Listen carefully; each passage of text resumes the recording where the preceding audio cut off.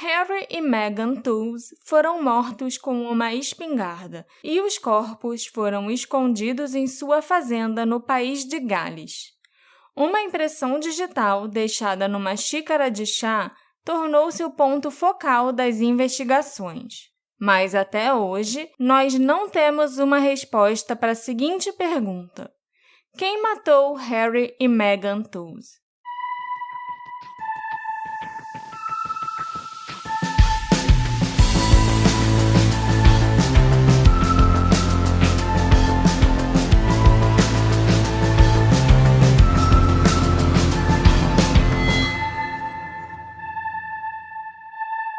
Olá, ouvintes queridos do meu coração!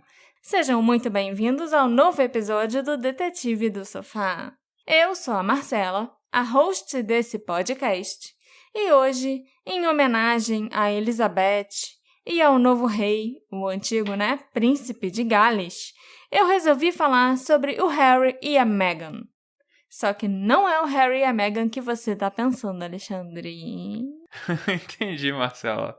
Eu acho engraçado que nessa casa a gente reúne os dois lados opostos do espectro. Uma pessoa que se importou muito com a morte da rainha e uma pessoa que cagou solenemente pra morte da rainha. Sim, Estamos é todos verdade. aqui, mas com uma pessoa... Eu acho que ninguém vai precisar pensar muito pra saber qual de nós dois se importou e quem Era o que eu ia não falar, ligou. né? Como a pessoa que se importou com a morte da rainha é a que faz o roteiro, estamos aí com um Harry e uma Meghan num país de Gales.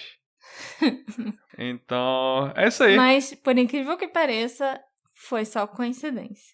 Se eu tivesse procurado um caso de um Harry e uma Meghan no Reino Unido em geral, eu não sei se eu teria achado. Foi o destino, foi a Beth. E lembrando que você pode fazer que nem a Beth e apoiar causas filantrópicas. Excelente. E virar um apoiador do nosso podcast. Tenho certeza que a Beth também apoiava várias coisas horríveis que aconteceram no mundo afora, mas eu não quero entrar nisso. E você pode se tornar um apoiador do nosso podcast, ajudando ele a continuar do jeito que tá. Do jeito que tá não, melhor ainda. Mas é isso aí. A rainha morreu, a vida segue. A nossa, a dela não. Mas então, Marcela, me conta sobre o Harry e a Meghan, que não são o Harry e a Meghan. São outro Harry e outra Meghan. Ok, eu te conto.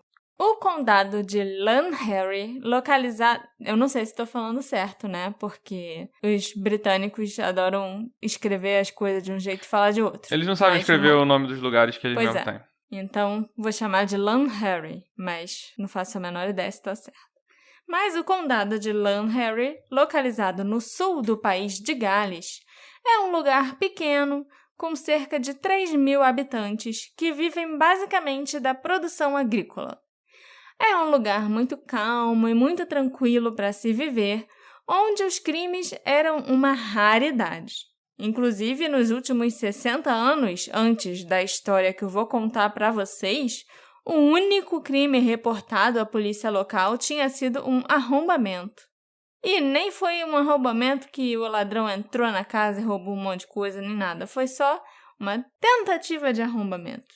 Mas, em julho de 93, Llanharry se tornou foco de atenção em todo o Reino Unido, quando um casal de idosos aposentados, chamados Harry e Meghan Toews, foram assassinados com uma espingarda, e seus corpos foram escondidos num estábulo da fazenda onde eles moravam.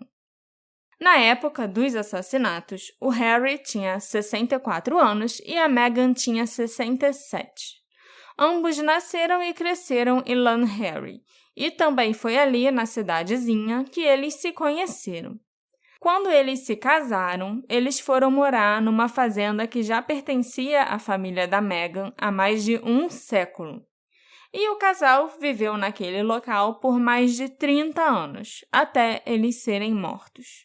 O Harry passou a maior parte da vida trabalhando como verdureiro, orgulhosamente vendendo os vegetais e legumes que ele cultivava com todo o cuidado na fazenda para os vizinhos e outros habitantes da aldeia.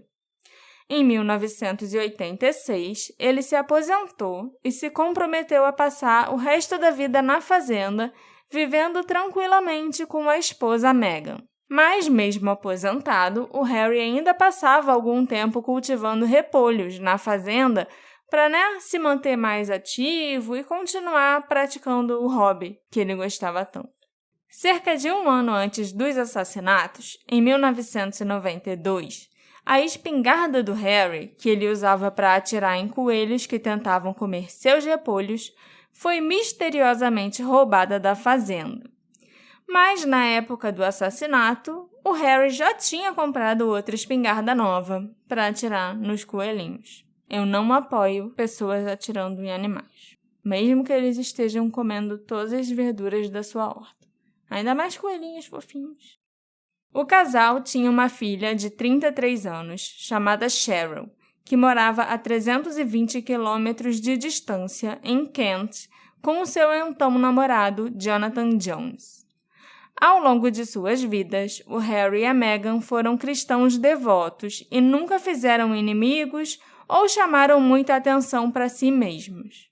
Os amigos do casal relataram posteriormente que os dois tinham uma vida totalmente rotineira e sempre faziam as mesmas coisas nos mesmos dias e até aos mesmos horários. Um amigo do Harry chegou a dizer que eles eram tão regulares quanto um relógio. E foi em um desses dias, tão normal quanto qualquer outro, que a rotina do casal foi abalada. Na manhã de segunda-feira, 26 de julho de 93, Harry e Meghan Toews acordaram cedo, tomaram café da manhã e leram o jornal, como eles faziam todos os dias. Depois disso, o casal pegou o carro e foi até o centro da cidade, para que os dois recebessem suas pensões no correio local. Depois deles saírem do correio, a Meghan foi ao supermercado local da rede Tesco para fazer as compras semanais. O casal frequentava esse mercado quase toda semana há mais de 15 anos, e quase sempre eles iam lá às segundas-feiras. O Harry sempre ficava do lado de fora do mercado esperando a Meghan no carro. Nesse dia específico, a irmã do Harry, chamada Olive, o viu esperando do lado de fora da loja e os dois tiveram uma breve conversa. Mais tarde, ela se lembrou de não ter observado nada de estranho ou incomum no irmão durante essa interação. Aproximadamente às 11 da manhã, os vizinhos do casal Toews relataram terem visto eles voltarem para a fazenda com as compras que tinham feito no mercado. Mais tarde, por volta de 1h30 da tarde, um som estranho foi ouvido vindo da propriedade. Era o som de 2 tiros com cerca de 30 segundos de diferença entre eles. Mas isso não foi tão alarmante para os vizinhos, já que o Harry supostamente tinha aquele hábito, que eu não apoio, de atirar em coelhos que invadiam o canteiro de repolhos. O som de tiros vindo da casa não era tão incomum assim. Então, os vizinhos acharam que devia ser o Harry atirando em algum animal e deixaram para lá, continuando os seus afazeres no seu dia normal. Às 3 da tarde, a Cheryl, a filha, do casal, decidiu ligar para os pais. Ninguém atendeu o telefone. Ela estranhou um pouco, mas não chegou a ficar preocupada. A Cheryl ligou novamente à noite e, de novo, ninguém atendeu. Aí sim, ela começou a ficar bem preocupada com os pais. Eles se falavam por telefone todos os dias, então era muito estranho que os pais dela não tivessem atendido nem ligado para ela naquele dia. A Cheryl, então, ligou para um vizinho deles, um fazendeiro chamado Owen Hopkins, que disse para ela que iria até a fazenda checar o Harry e a Meghan e retornaria para ela depois. A Cheryl também pediu que o namorado dela, o Jonathan, fosse até a fazenda para checar seus pais. Quando o vizinho Owen chegou na fazenda da família Toews, a porta da casa estava destrancada e aberta, e havia uma panela no fogão com batatas picadas que já haviam sido cozidas.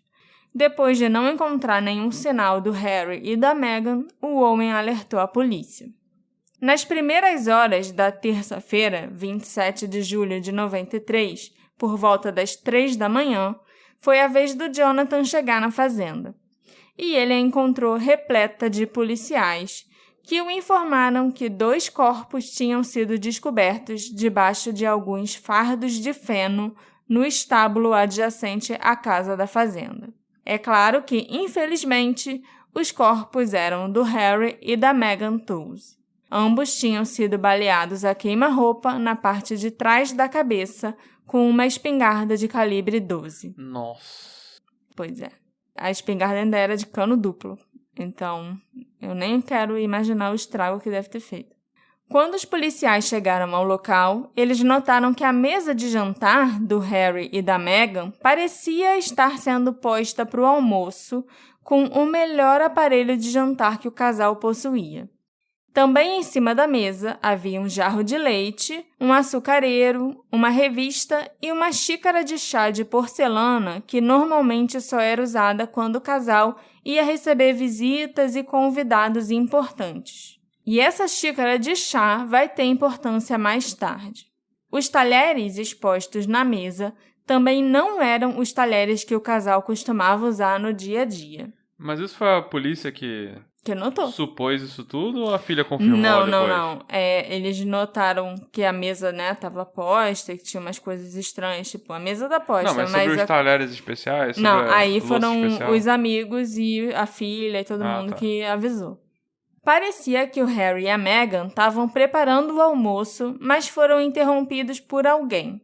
A comida não foi consumida e ainda estava no fogão. A polícia encontrou também uma camisa branca elegante estendida na cama do Harry, novamente sugerindo que ele estava esperando alguma visita importante naquela tarde ou que ele ia sair para algum compromisso. A xícara de chá mencionada anteriormente não parecia ter sido usada. A caneca favorita da Meghan estava localizada nas proximidades, assim como a caneca do Harry. A xícara de chá super chique parecia ter sido separada para a visita. Então, quem o casal estava esperando naquela tarde? Após checarem a casa e não encontrarem o Harry e a Meghan, os policiais resolveram procurar os moradores no restante da fazenda. E quando entraram no estábulo, encontraram os corpos de Harry e Megan Toews. Uma análise forense e balística posterior concluiu que ambos foram baleados na nuca com uma espingarda de calibre 12 a uma distância de cerca de 80 centímetros no máximo.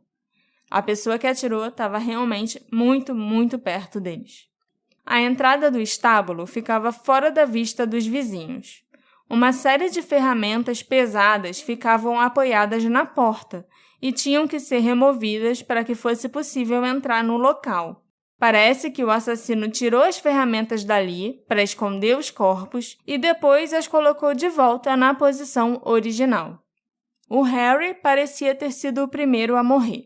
A polícia acredita que ele foi baleado na porta do estábulo.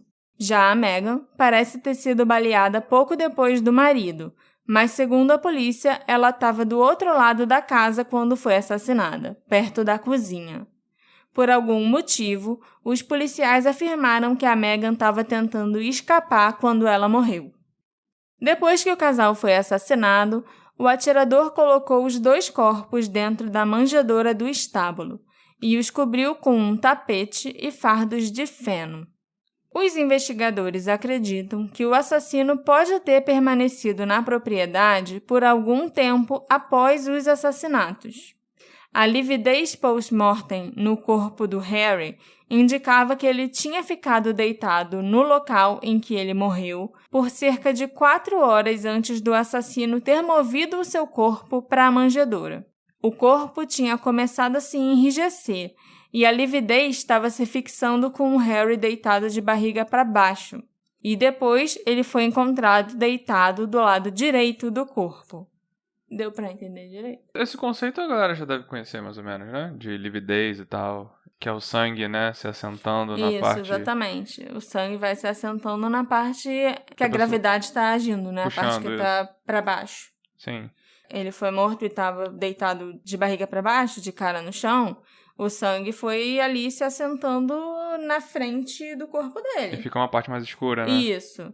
Mas quando ele foi encontrado, ele estava deitado de lado, do lado direito. Mas o sangue que fica na frente já fica ali preso e não volta já mais. tinha se assentado e ali ele continuou. Então a gente consegue saber que aquela posição em que ele foi encontrado não é a posição onde ele caiu e simplesmente morreu e ficou ali. Foi mexido. Entendeu? Já o corpo da Megan não mostrava sinais de ter sido movido muito tempo após a morte. Por isso, os investigadores acham que depois de atirar nela perto da cozinha, o assassino já a levou para o estábulo e a colocou na manjedoura, onde ela ficou até ser encontrada. A arma do crime e os cartuchos de espingarda usados para atirar no casal não foram recuperados da propriedade. Outro detalhe interessante é que, como o assassino atirou de uma distância tão curta, de no máximo 80 centímetros, é impossível que ele próprio não tivesse ficado todo sujo de respingos de sangue e tecidos. Mas, tirando o sangue e os tecidos nos locais onde o casal levou os tiros, não havia respingo em nenhum outro local da propriedade. Era esperado que tivesse, né? Porque o assassino se movimentou por ali. Uhum. Ele carregou corpos, ele escondeu coisas. Então, o sangue que respingou então, dele assim, devia ter pingado no chão. Exatamente. E não tinha nada. E como é que ele saiu dali também todo sujo de sangue? Alguém teria notado uma pessoa toda suja de sangue andando na região, sabe? Ou dirigindo na região. É porque muito provavelmente isso não deve ter acontecido do jeito que a polícia acha. E ele Exatamente. não estava tão perto, ou ele se protegeu melhor, ou nem foram esses 80 centímetros. Acho que você pode ter razão. A natureza da cena do crime fez a polícia acreditar que o casal devia conhecer o assassino. Eles consideraram que o algoz pode ter aparecido sem avisar, o que explicaria por que o fogão foi desligado repentinamente e o chá foi preparado. As indicações eram de que o casal não havia bebido chá, com a caneca favorita da Megan por perto e a do Harry também sobre a mesa, mas as duas canecas estavam vazias, não tinha nem gotículas de chá no fundo da caneca. Eles só tinham preparado e servido a alguém um chá naquela hora do almoço. Uhum.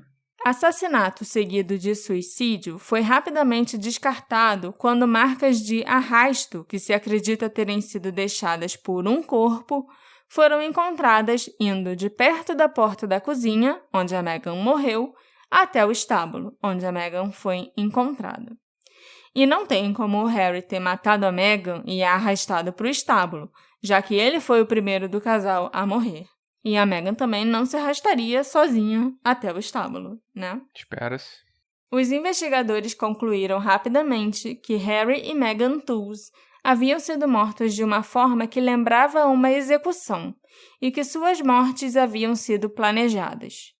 Era provável que eles conhecessem o assassino e que o assassino os conhecesse muito bem, inclusive as suas rotinas diárias e o layout da casa. A possibilidade do casal ter sido vítima de um assaltante foi desconsiderada, já que não havia evidências de invasão e nada foi roubado. O próprio Harry estava com 75 libras no bolso quando o corpo dele foi encontrado. Nenhuma evidência foi encontrada também sugerindo que a espingarda roubada do Harry um ano antes fosse a arma usada nos assassinatos. Em 28 de setembro de 93, 2 meses após os assassinatos, uma reconstituição e um apelo foram exibidos no programa de TV Crime Watch, da BBC, onde foi solicitado que o visitante desconhecido da fazenda se apresentasse para prestar esclarecimentos. Aham, e assim... Foi dito no programa também que muito poucas pessoas costumavam visitar o Harry e a Meghan na casa da fazenda. Um apelo também foi feito para que qualquer transeunte que tivesse passado na região e visto algo ou alguém suspeito se apresentasse. Membros do público que sabiam o que havia acontecido com a espingarda roubada de Harry também foram convidados a se apresentar. O detetive principal do caso, o detetive Evans, revelou que, apesar das extensas investigações, nenhum motivo para os assassinatos foi encontrado E ele disse também que aquele era o caso mais desconcertante que ele já tinha investigado. Porque o caso anterior da tentativa de arrombamento deve ter sido complexo. Quando teve a tentativa de arrombamento de 1900 e sei lá o quê, foi difícil, foi complicado. Tipo isso. Com o roubo descartado e nenhuma outra motivação reconhecível para os assassinatos, a polícia começou a explorar a possibilidade de uma conexão pessoal. Então, eles começaram a fazer uma investigação mais aprofundada sobre a filha do casal, a Cheryl, e o namorado dela, Jonathan. Na época dos assassinatos, a Cheryl morava com o Jonathan em Kent e eles costumavam viajar para visitar os pais dela na fazenda com frequência. Mas não foi sempre assim. O Jonathan não foi aceito pela família logo de cara. A Megan era muito religiosa e tanto ela quanto o Harry tinham valores fortes. Então, quando a Cheryl foi morar com o Jonathan sem que os dois estivessem casados, eles acharam melhor manter isso em segredo. Quando os pais dela descobriram que ela estava morando com um namorado, ficaram muito decepcionados e não contaram para nenhum dos amigos ou familiares que a filha estava vivendo de uma forma que eles desaprovavam. 8 anos já tinham se passado desde o início do relacionamento da Cheryl e do Jonathan. Em 1993, o ano dos assassinatos, o Harry e a Meghan já tinham aceitado melhor a situação e tratavam o Jonathan como um filho. O Jonathan também tinha nascido no país de Gales e estava tentando se tornar um consultor de recrutamento, mas suas tentativas estavam falhando e ele decidiu que começaria seu próprio negócio de marketing, mesmo tendo apenas 100 libras em sua conta bancária. Na época dos assassinatos, o casal estava atrasando os pagamentos do aluguel do apartamento onde eles moravam e estavam prestes a serem despejados, embora o Jonathan tenha afirmado que ele escondeu isso da Cheryl e ela não sabia que a situação era tão grave assim. Mas é claro que essas dificuldades financeiras levantaram as suspeitas da polícia. Foi descoberto também que o Harry e a Meghan tinham uma apólice de seguro de vida no valor de 150 mil libras. E essas 150 mil libras naquela época, hoje em dia, equivalem a mais ou menos R$1.800.000. Nossa. Então, os investigadores acreditavam que esse era um bom motivo para o Jonathan ter cometido os assassinatos. Além, é claro, da Cheryl ser a única herdeira da fazenda e dos bens do casal. À medida que a polícia investigava melhor os eventos do dia em que o Harry e a Meghan foram assassinados, algumas informações se tornaram mais claras. A Cheryl, ao não conseguir falar com os pais pela segunda vez, ligou para o vizinho deles, o Owen Hopkins, e pediu que ele fosse checá-los. Ela também pediu que o Jonathan fizesse a viagem até a fazenda, ao invés dela mesma ir procurar os pais, porque ela tinha que estar no trabalho muito cedo na manhã seguinte. O Jonathan partiu da casa deles em Kent entre 10 e 11 da noite. À 1 da manhã, ele ligou para Cheryl e disse que ainda estava a 100 quilômetros de distância, na estação de serviço Lee Delamere, na rodovia M4. A essa altura, a Cheryl já tinha sido informada que a polícia tinha chegado na propriedade dos pais dela. O Jonathan só chegou na fazenda às 3 da manhã e alegou que ele demorou a chegar por causa do mau tempo, já que ele tinha que dirigir com cuidado. Quando ele chegou, o Jonathan foi informado que os 2 corpos tinham sido encontrados no estábulo. Ele também foi convidado a percorrer a propriedade com a polícia, na tentativa de dar mais informações sobre a cena encontrada. Isso foi bizarro. Esse passeiozinho com a polícia na cena do crime. De madrugada. Algumas semanas antes dos assassinatos, testemunhas e Lan Harry relataram que no final de junho viram um homem vestindo um casaco bege e óculos escuros, andando por uma estrada perto da fazenda do casal Tooze.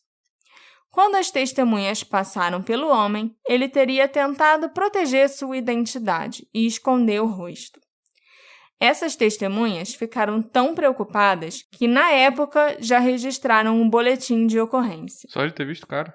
O cara estranho tentando se esconder. Eles com não queriam o trench coat. repetir o desastre do outro arrombamento.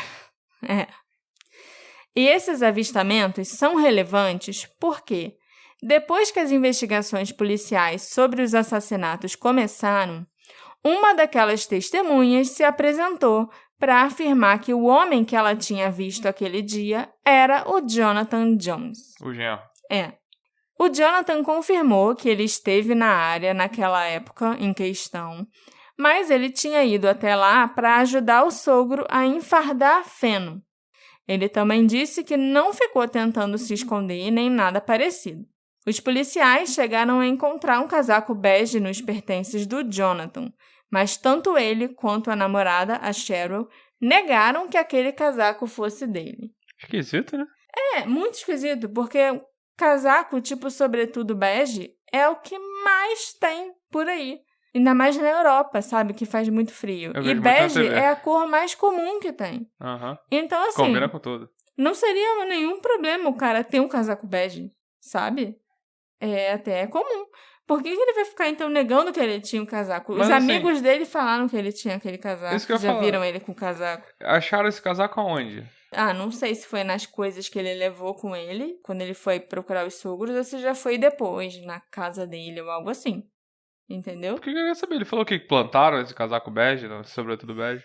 Muito estranha essa negação toda dele e da Cheryl, né? Pra dizer que ele não tinha aquele casaco bege. É só um casaco bege.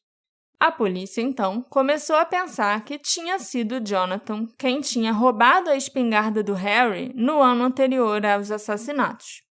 O possível motivo para ele ter feito isso, no entanto, era desconhecido. Ainda mais que a gente sabe que a espingarda roubada não foi a espingarda usada nos assassinatos. Eu já falei isso antes, né? Eu não lembro. Pois é, a espingarda dele acho que era calibre 7 ou algo assim. E a espingarda dos assassinatos era calibre 12. Então a polícia tinha certeza que não era a mesma espingarda. Não tinha nada a ver o roubo da espingarda com o assassinato, sabe? Mas na hora de suspeitar do cara, esqueceram disso. A polícia primeiro começou a suspeitar só que ele tinha roubado a espingarda, mas sem entender nem por que ele teria feito isso, que motivos o teriam levado a fazer isso. Mas aí, né, você já tem uma suspeitazinha, e aí tem eles dois negando que ele tinha um casaco bege.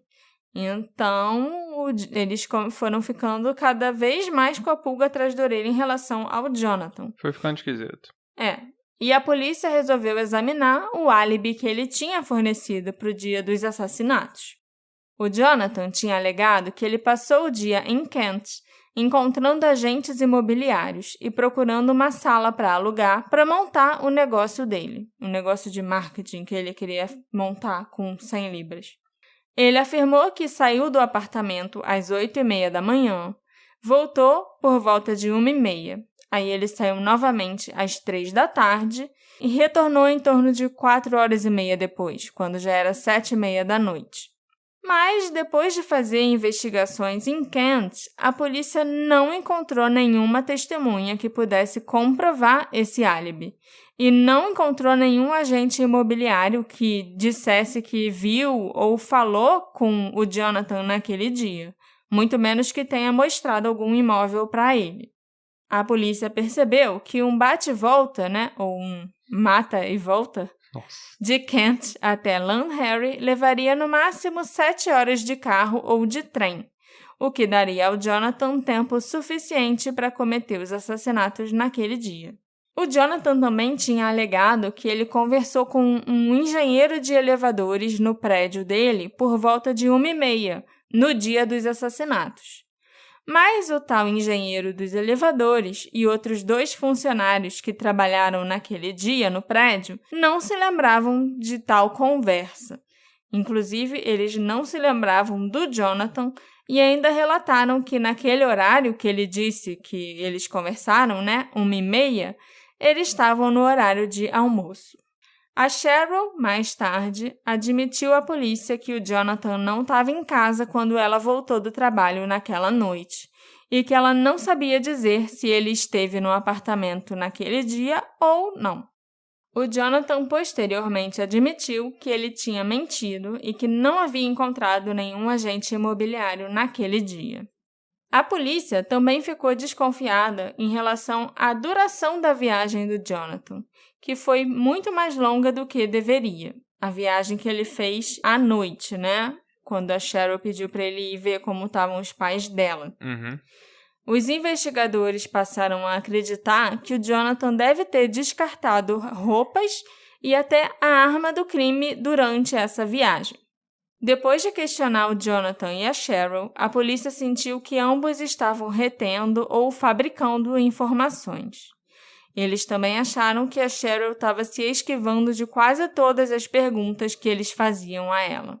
Mas o mais incriminador de tudo é que a polícia descobriu que a impressão digital do Jonathan estava naquela xícara de chá encontrada na fazenda, apesar dele e da Cheryl negarem que ele a tivesse usado.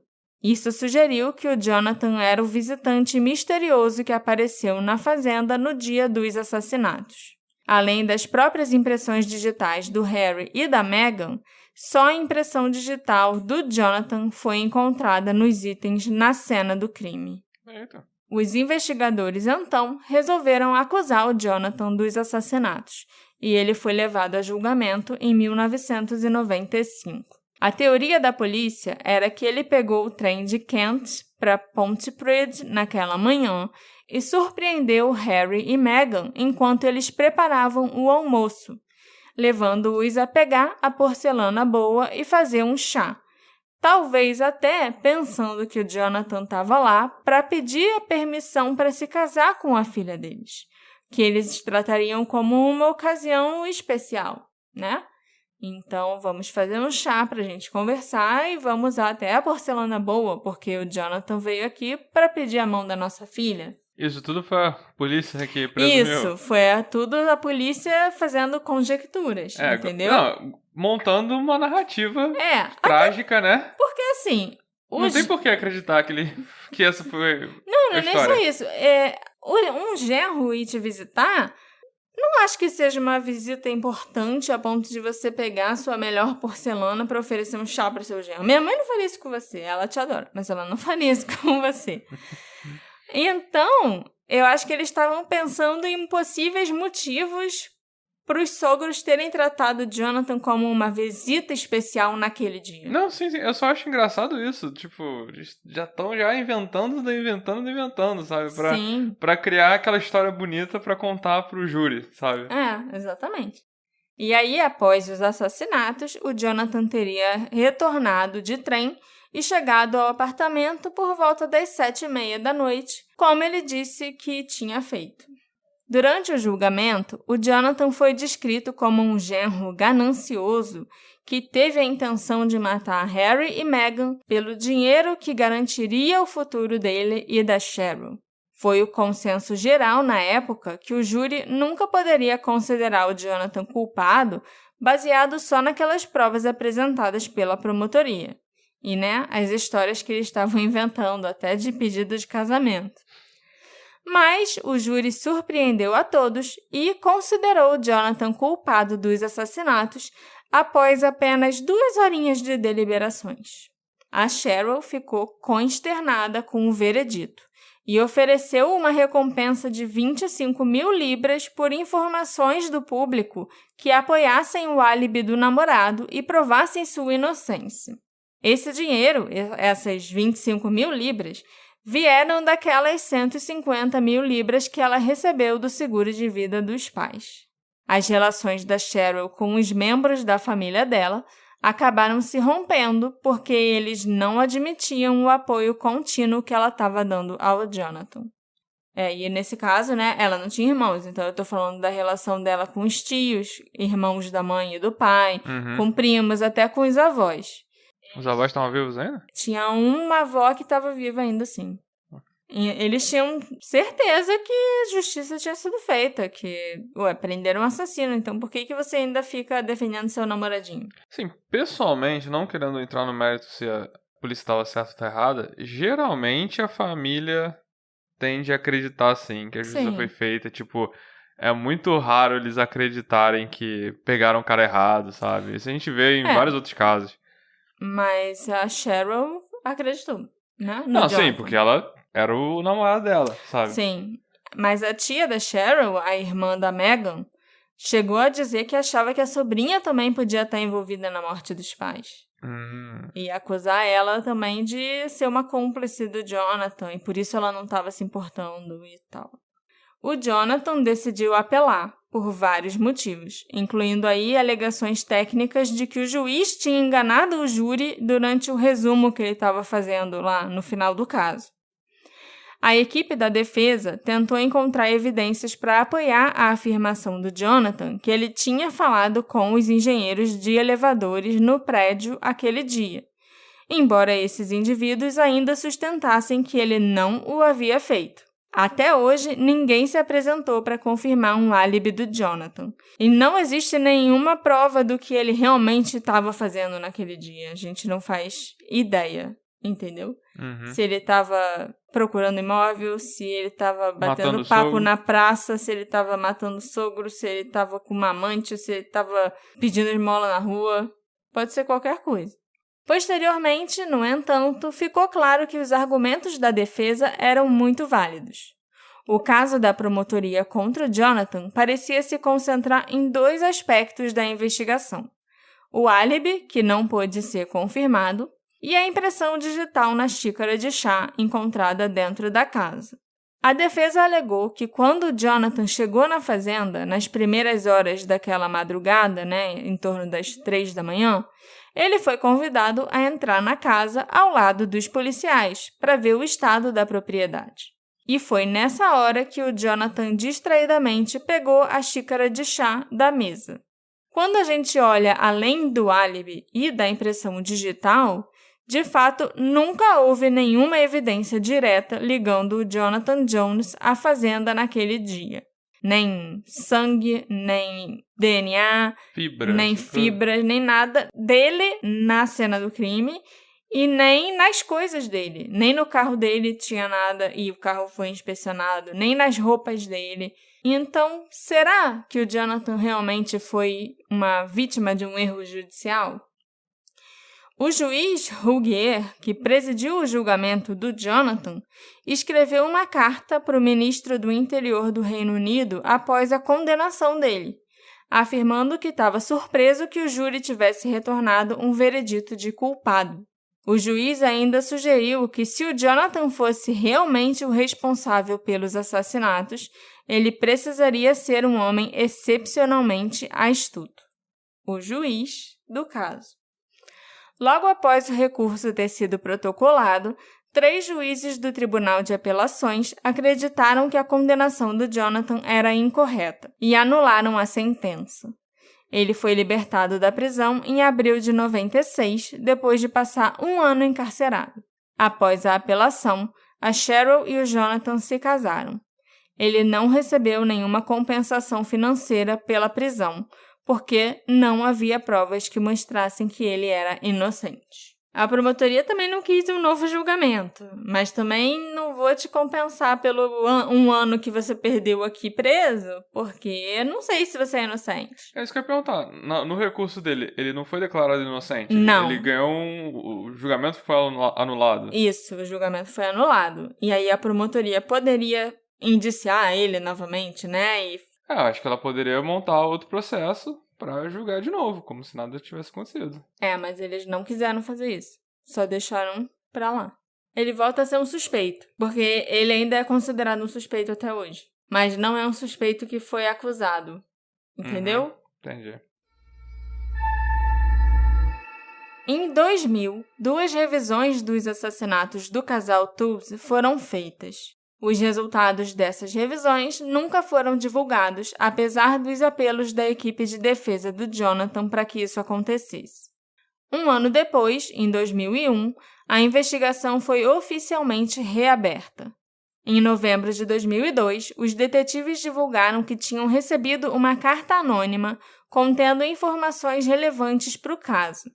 Os detalhes da carta não foram divulgados, mas dizem que a carta era genuína e que ela veio de alguém da área, e não do assassino.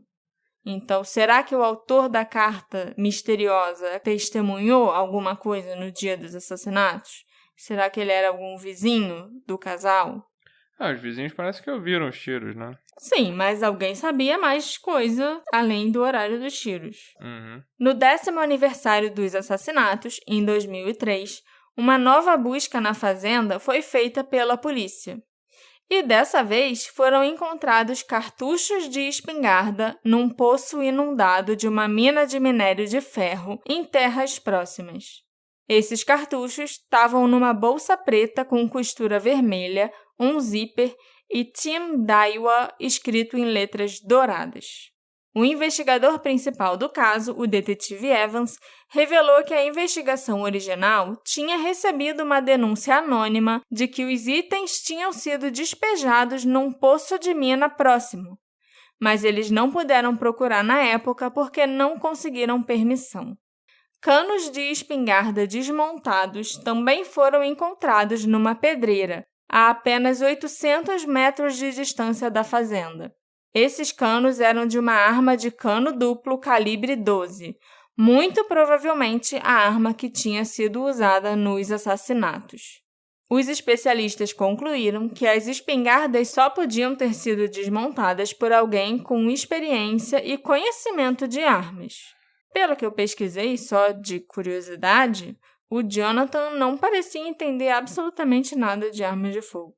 Ele nunca se alistou no exército, nem lidou com armas, nem nada parecido, não sabe? é Ele era Estados mais um Unidos... cara de, sei lá... Humanas, não sei nem se é humanas, mas de mexer em computador e... Não, o que eu ia falar é que não é um cara de humanas, sim, é. E o que eu ia falar é que não é Estados Unidos, sabe? Onde você é um caipira burro, mas compra rifle e fica montando, desmontando, e dá pro seu filho montar e desmontar, que é uma coisa normal. Com certeza. Sabe? Não é a mesma cultura. A investigação sobre os assassinatos foi reaberta. A polícia começou a procurar por 2 veículos que testemunhas relataram ter visto na área no momento dos assassinatos. Um 4x4 preto e um carro vermelho. Em 2006, novas testemunhas também se apresentaram para sugerir que eles também tinham visto esses veículos. Mas até hoje a polícia não localizou os motoristas nem os carros, e também não se sabe se eles de fato tiveram algum envolvimento nos assassinatos. A investigação reaberta, então, chegou num impasse. Todas as linhas de investigação pareciam ter se esgotado, e nenhuma nova pista estava chegando. Então, em 2008, a polícia do país de Gales foi obrigada a reduzir a equipe da investigação dos assassinatos do casal Toole, com o assassino permanecendo não identificado. Alguns anos depois que a investigação foi reduzida, o país de Gales voltou a ser objeto de atenção internacional após a condenação do serial killer John Cooper, em maio de 2011. Durante um período de 20 anos, o John Cooper assassinou 4 pessoas, estuprou e agrediu sexualmente 2 adolescentes sob a mira de uma arma e foi responsável por cerca de 30 assaltos. Essa saga foi coloquialmente conhecida como The Pembrokeshire Murders, um apelido que permanece até hoje. Após a condenação do John Cooper, os detetives começaram a investigar uma possibilidade interessante: que o Cooper também pudesse ter sido responsável por vários outros assassinatos não resolvidos, incluindo o do Harry e da Meghan Toole. Algumas semelhanças com os assassinatos conhecidos do John Cooper foram notadas, incluindo o fato de que ambas as vítimas foram baleadas a queima-roupa e tentativas foram feitas para esconder os corpos, do Harry e da Meghan. O John Cooper sempre usou uma espingarda em seus crimes conhecidos, igual no crime que a gente está falando aqui. Observou-se também que existem muito poucos assassinatos por espingarda no Reino Unido e que o John Cooper já era conhecido por ter cometido 2 assassinatos exatamente dessa maneira. Os assassinatos por armas de fogo no Reino Unido geralmente são por armas menores, né? Tipo, revólver, uma pistola, alguma coisa assim. Em 2011, o ano em que ele foi condenado, o caso do Harry e da Meghan foi reexaminado pela polícia, mas nenhuma evidência foi encontrada que ligasse o John Cooper conclusivamente ao caso. O Harry e a Meghan nunca conheceram o John, então permaneceria inexplicado por que a melhor porcelana foi colocada na mesa, como se um convidado tivesse chegado ou se fosse esperado por eles, né? E o John Cooper também tinha o hábito de roubar de suas vítimas, mesmo que a vítima não tivesse quase nada de valor. Ele ia encontrar alguma coisa para roubar porque ele também gostava de troféus. E nada foi roubado da fazenda do Harry e da Meghan. Até o dinheiro da pensão que o casal tinha recebido no dia do assassinato ainda estava dentro da casa. A polícia também descobriu que o John Cooper não estava familiarizado com a área de Lanharry, embora uma vez ele tenha comparecido a uma consulta no hospital de uma cidade vizinha. Essa foi, tipo, o mais perto que ele chegou do casal, Harry e Meghan. E o John só agia em áreas que ele conhecia muito bem, com todos os seus crimes sendo cometidos na área em que ele morava, em Pembrokeshire.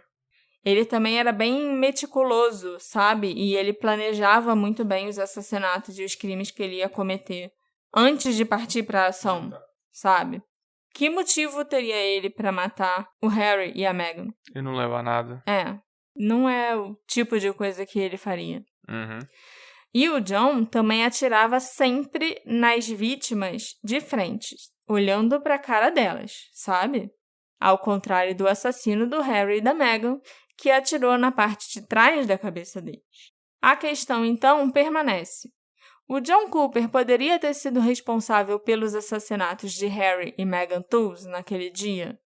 A equipe de defesa do Jonathan Jones insiste que o John Cooper é um candidato melhor para ter cometido os assassinatos do que o seu cliente.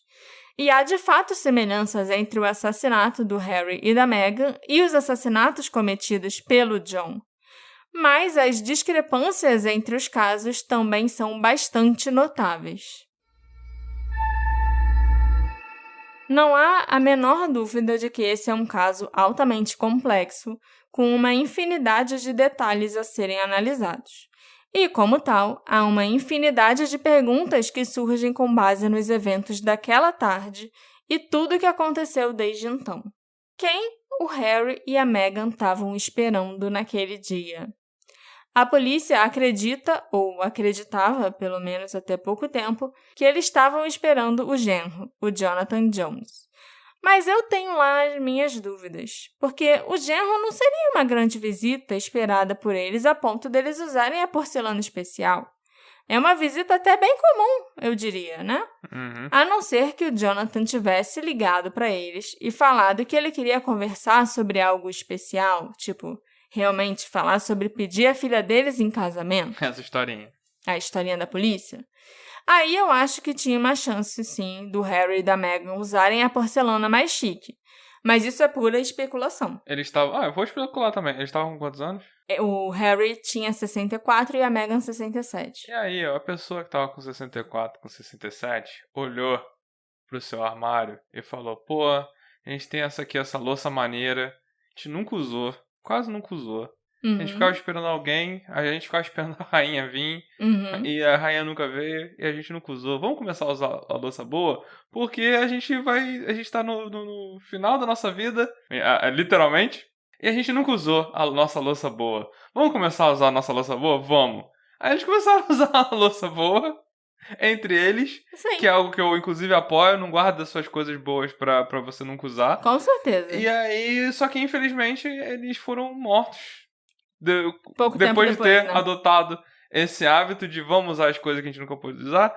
E aí a polícia fica nessa de, foi o genro que falou que ia pedir em casamento, eu não sei o quê. Criou uma história numa coisa que pode ter sido besteira, sabe? Por causa da louça, etc, Sim. etc, sabe?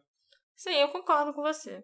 Assim, Até porque a gente fico não surpreso, faz isso, porque né? eu tô aqui Sim. inventando Mas a também. gente não fica guardando nossas coisas mais legais. É. Tipo, vamos usar com uma visita. Não, vou usar Ninguém vem comigo. aqui, gente. É, Não, eu tenho uma coisa legal, é pra gente usar, sabe? Não é pra exatamente. ficar esperando outra pessoa pra usar a minha coisa legal. É ruim.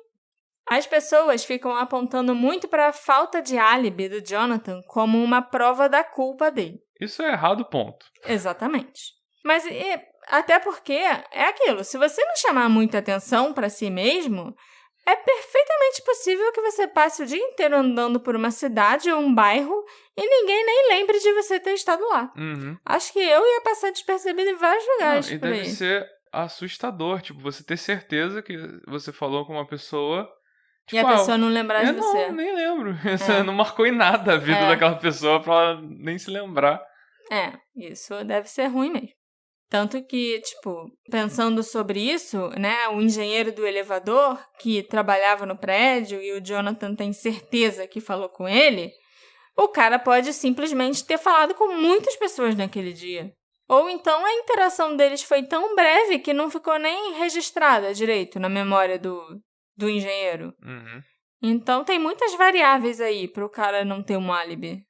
Pra não se lembrarem dele, por exemplo. Uhum. E é aquilo, eu não tô eliminando o cara como suspeito, sabe? Eu ainda acho que... Até porque...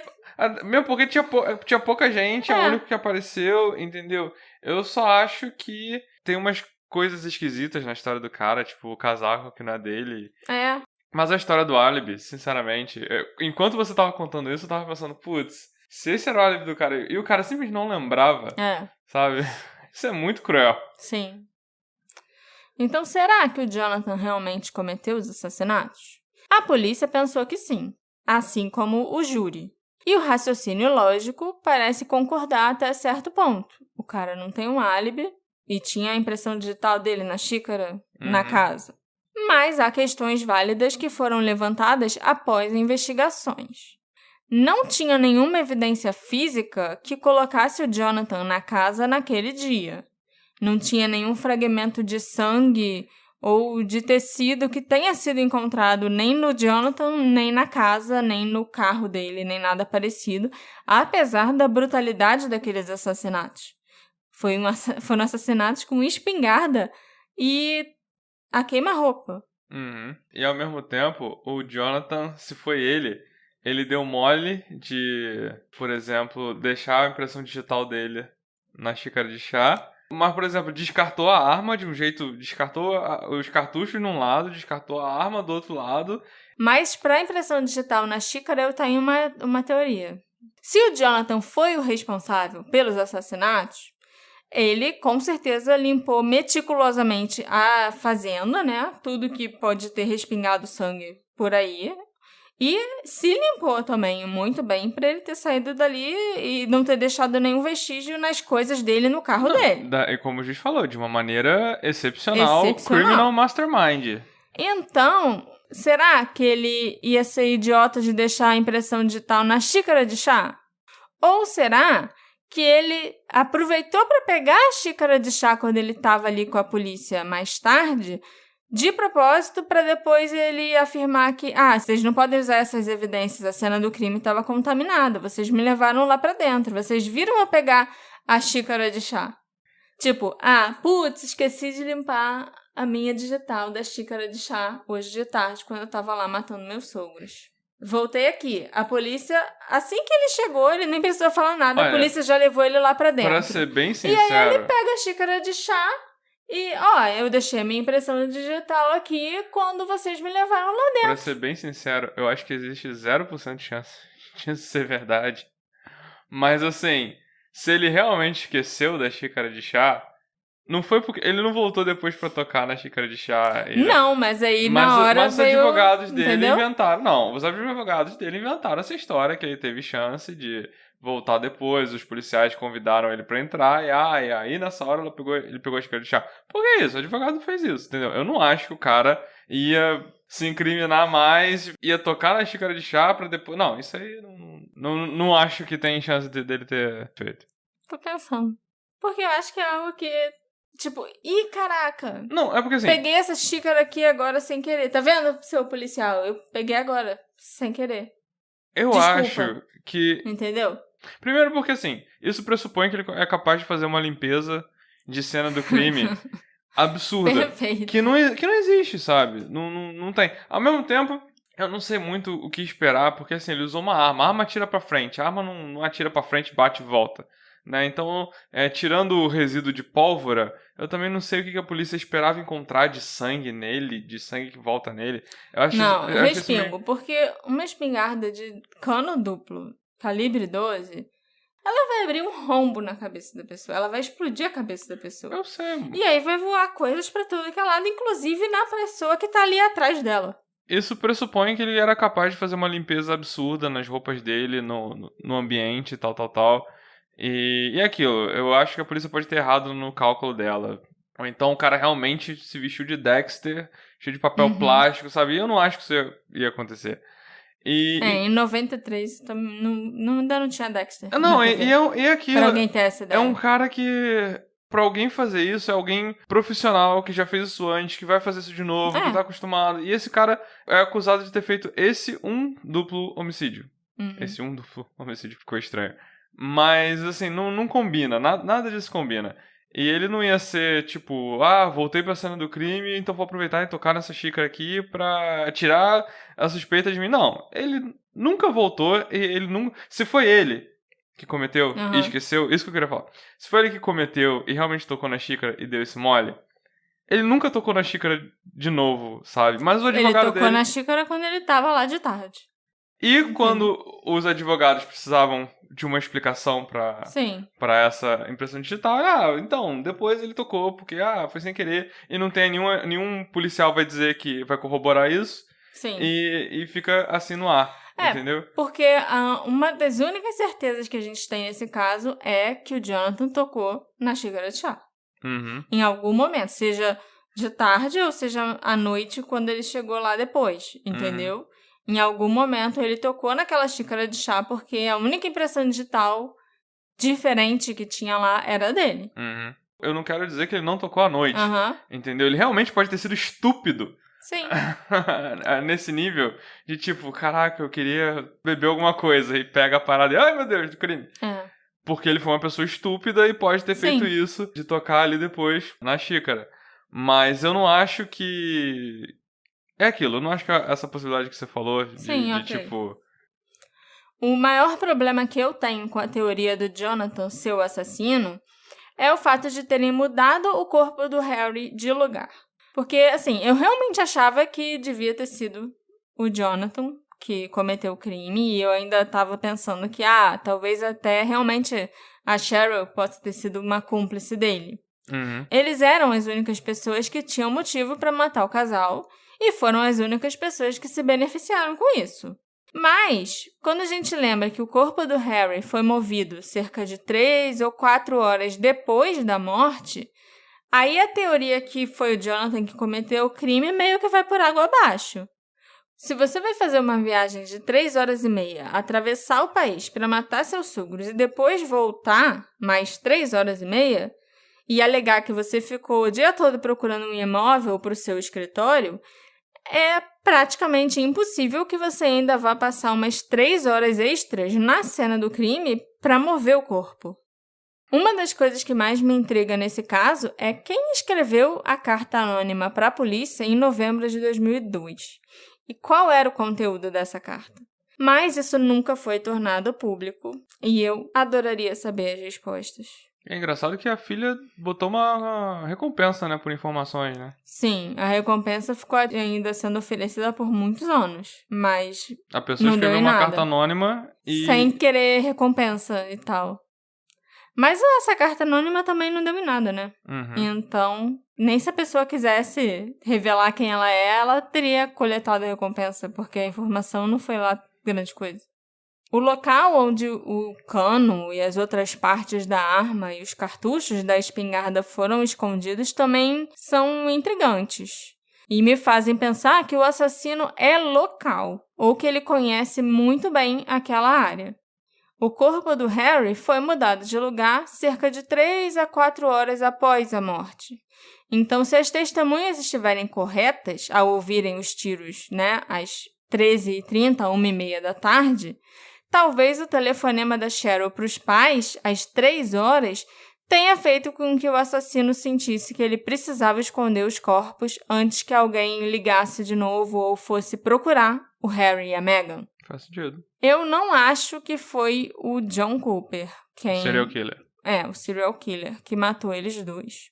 Apesar dessa ser a teoria preferida da internet nesse caso. Eu também fico indo e voltando em relação à culpa do Jonathan. Eu não sei se a gente está na direção certa quando a gente foca no Jonathan por causa da impressão digital. Vai que aquela impressão foi deixada muito tempo atrás quando eles, por acaso, usaram aquela porcelana para um jantar. Uma ocasião especial. Exatamente. Com a filha e com o genro. Então, talvez aquilo não queira dizer nada. Talvez a polícia só tenha ficado perseguindo a pessoa errada esse tempo todo, ao invés de tentar ampliar mais os horizontes, sabe? Uhum. Eu acho que também pode ter sido uma pessoa completamente diferente, que a gente nem imagina. O Harry e a Meghan eram muito amigáveis com muitas pessoas. Eles poderiam estar esperando qualquer um naquele dia. Além disso, o 4x4 preto e o carro vermelho também são interessantes. E eu não posso deixar de me perguntar se eles estavam envolvidos ou se eles eram apenas carros aleatórios passando pela estrada. Se não foi o Jonathan, a polícia perdeu muito tempo investigando o cara errado. Uhum. E isso estragou qualquer oportunidade de pegar uma pessoa se fosse um terceiro aleatório, sabe? Uhum. Então, muito esforço foi perdido com isso. E é difícil até saber, né? Aí chega o serial killer que... Vários casos a pessoa tenta botar na conta de um serial killer e nunca bate exatamente, né? Então é aquilo, eu acho que também foi alguma outra coisa que a gente não faz ideia. Pode ter sido um outro serial killer que não esse. Mas assim, é aquilo. Eu acho que a pessoa se focou muito num cara e que pode até ter sido ele, mas eles não juntaram evidências suficientes pra condenar ele, sabe? E é aquilo, essa altura, com as descobertas que a gente teve recentemente, um carro preto, um carro vermelho. Dá pra saber se ele tinha um carro preto, se ele tinha um carro vermelho. Acharam a arma do crime. Sei lá, a gente até comentou sobre impressão digital, mas... Fizeram testes forenses, sim, com tudo que foi encontrado. Com os canos e com os cartuchos. Mas é lógico que o resultado não foi divulgado. Eles, inclusive, protegem muito o caso se tiver um outro julgamento no futuro, entendeu? Uhum. Ainda é um caso aberto. Sim, sim. Então, se eles forem processar alguém, eles precisam ter cartas na manga, digamos assim. Aquilo que eu falo pra muitos episódios que a gente faz aqui, se eles tivessem encontrado alguma coisa que remetesse ao Jonathan, eles já teriam usado. Seja uma impressão digital na arma que foi encontrada, seja no cartucho, seja alguma fibra, alguma coisa que remetesse a ele com certeza, dessa vez, eu acho que eles já teriam usado. Então, tem também o carro preto, o carro vermelho. Essa altura dá pra saber se ele em algum momento dirigiu um carro preto ou um carro vermelho. A gente tem novidades o suficiente nesse caso que não apontam pro Jonathan. Eu concordo com você, mas eu fico em dúvida quando eu lembro que o Jonathan e a Cheryl foram as únicas pessoas que se beneficiaram com esse assassinato. A polícia não conseguiu encontrar ninguém que tivesse alguma coisa contra o Harry e a Meghan, que tivesse brigado com eles alguma vez. Não foi roubo, não tem um motivo que não seja motivo financeiro. O Jonathan e a Cheryl estavam com problemas financeiros sérios. Eles estavam para ser despejados. Jonathan tinha 100 libras só na conta dele do banco. Ele ganhou na loteria quando os pais da Cheryl morreram. Uhum. O pai do Jonathan, o Graham Jones, deu uma entrevista recentemente para um jornal do país de Gales, onde ele contou que o estresse e a provação que a Cheryl sofreu na época a afetou massivamente. Ela, inclusive, desenvolveu uma condição rara em que a cartilagem do corpo quase todo dela se desgastou. Nossa. Ela passou por um tratamento e parte das cartilagens se recuperaram, mas não em todo o corpo, né? Em todas as juntas do corpo. E até hoje a Cheryl tem dificuldade para andar sem um apoio, sem uma bengala ou sem um andador. Os médicos da época que trataram ela atribuíram isso ao estresse que ela estava sofrendo. Essa doença também fez com que a Cheryl perdesse parcialmente a audição. Ela, com 35, 36 anos, já estava sofrendo com isso tudo. Caraca. A Cheryl e o Jonathan estão casados até hoje e têm uma filha juntos. Ela vendeu a fazenda dos pais alguns anos após a morte deles. Esse episódio foi feito com a colaboração da nossa queridíssima apoiadora Camila Miranda. Muito obrigada, Camila! Eu espero que você tenha gostado desse episódio e te agradeço muito pelo seu apoio. Sem vocês, esse podcast não estaria evoluindo tanto e não seria possível eu fazer tantos planos legais para o futuro do Detetive do Sofá. Tem planos legais? Tem planos legais. Ok. Então, agora me digam, quem vocês acham que matou o Harry e a Meghan? Foi a rainha? O serial killer, John Cooper? A Camila Parker Bowles? Mistureba, né? O genro deles, Jonathan Jones? Será que a filha estava envolvida também? Ou será que os assassinatos foram obra de alguém que a gente nem imagina? Me encontra nas nossas redes sociais, @detetive do sofá, e me conta sua teoria preferida. E não esquece também de dar uma passadinha lá para ver as fotos desse episódio, que saem sempre no sábado, no máximo domingo. A gente se encontra na próxima investigação. Tchau, tchau. Tchau, tchau.